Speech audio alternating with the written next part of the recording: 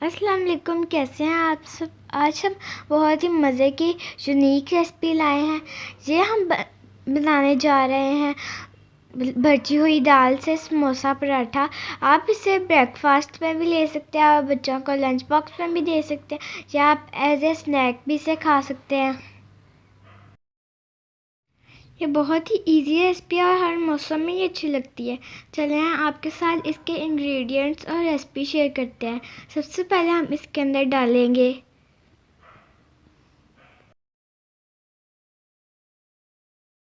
1.5 cup हमने ले लिया है आटा, जो आप अपना आमतौर पर रोटी बनाने के लिए इस्तेमाल करते हैं।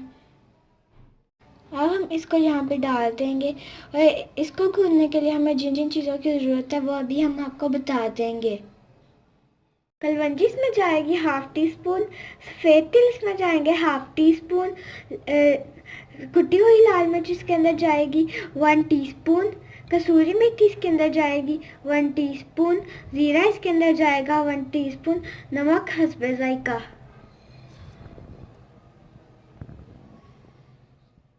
इसके अंदर अब हम डालेंगे धनिया, पुदीना और हरी मिर्चें। आप ये देख सकते हैं इसकी क्वांटिटी, आप अपने टेस्ट के हिसाब से ज़्यादा है कम कर सकते हैं। हमने इस वक्त यहाँ पे 1.5 टीस्पून पुदीना लिया है, 1 टेबलस्पून धनिया। आप इसे अपने टेस्ट के हिसाब से ज़्यादा कम कर सकते हैं, लेकिन याद रहे कि आपने इसके अंदर डंडियाँ नहीं डालनी, सिर्फ पत्ते डालने हैं। अब हम इसके अंदर ये भी डाल देंगे। अब हम इसके अंदर ऑयल डालेंगे 2 टेबलस्पून। 1 टेबलस्पून हम इसके अंदर प्याज डाल देंगे बारीक कटा हुआ। ये हमने लेफ्ट ओवर मूंग मसूर की दाल ली है ½ कप। ये मूंग मसूर की दाल अब हम डालेंगे इसके अंदर लेफ्ट ओवर। अब हम इस दाल को इसके अंदर डाल देंगे। दाल और ऑयल डालने की वजह से इसके अंदर थोड़ा सा लिक्विड हो गया है, इसलिए हम अभी इसको इसके साथ ही गूंद देंगे। अगर हमें बाद में ज़रूरत पड़ी तो फिर हम पानी के साथ पानी को भी डाल लेंगे।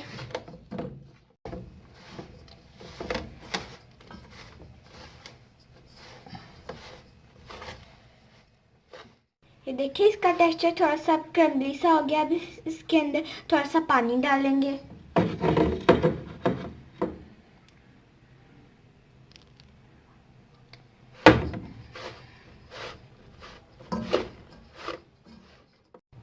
तकरीबन ½ कप हमने इसके अंदर पानी डाल दिया। अब हम इसके अंदर थोड़ी सी और दाल डालेंगे।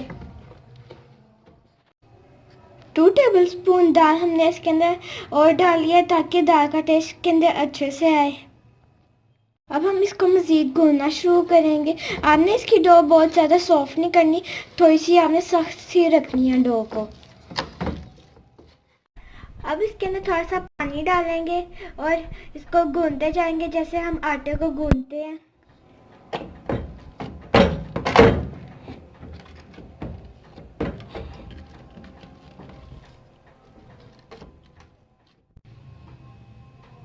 आटा हमने गूंद लिया है, इसकी हमने बॉल बना ली है। अब हम इसके ऊपर ऑयल डालेंगे थोड़ा सा और इसको 30 मिनट के लिए तकरीबन रेस्ट दे देंगे।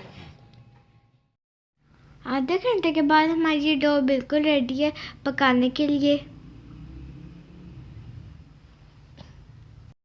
हाथों में हमने थोड़ा सा ऑयल ले लिया है। अब हम इसकी छोटी छोटी सी बॉल्स बना लेंगे। ठीक है,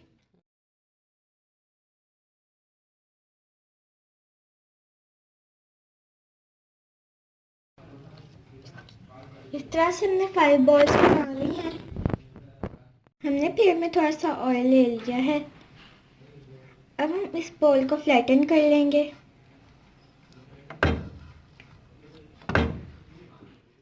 हमने इसको इस तरह से फ्लैटन कर लिया है।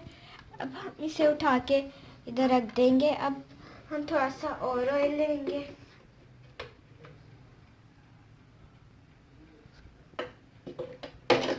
ऐसे करेंगे और फिर एक और बॉल लेंगे, उसको भी फ्लैटन कर लेंगे।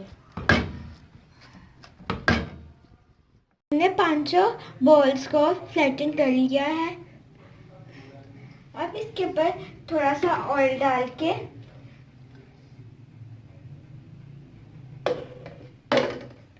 इसको थोड़ा सा स्प्रेड करेंगे।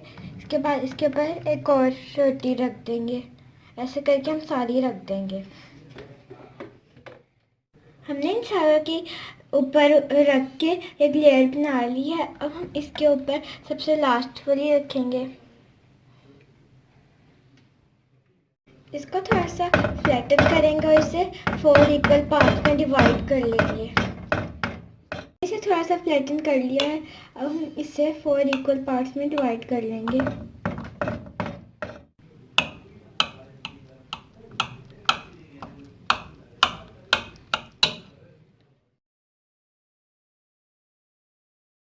देखिए हमने इस तरह से 4 इक्वल पार्ट्स में डिवाइड कर लिया है। अब इनको जैसे हमने इसको स्क्वायर, ये बहुत ही मज़े का पराठे बनेंगे। ये सारों को बहुत अच्छे लगेंगे। आप ये बच्चों को अपने लंच के लिए भी दे सकते हैं और ब्रेकफास्ट के लिए भी दे सकते हैं।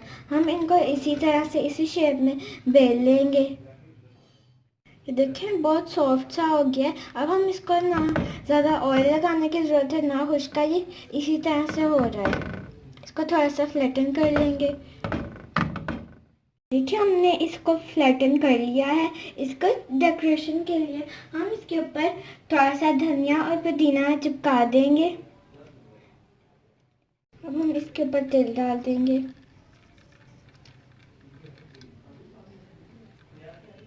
और इसे चिपका भी लेंगे इनके साथ। अब इसके पराठे को पैन के अंदर या तवे के अंदर डाल देंगे। हम इसको पलट लेंगे।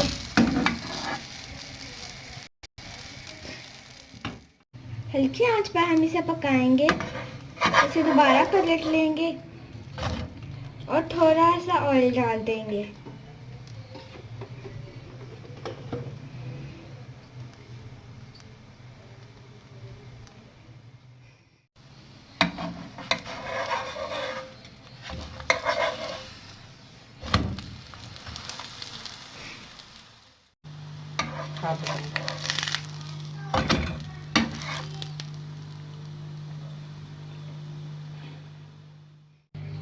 ये देखिए ये बहुत ही मज़े का क्रिस्पी बना है।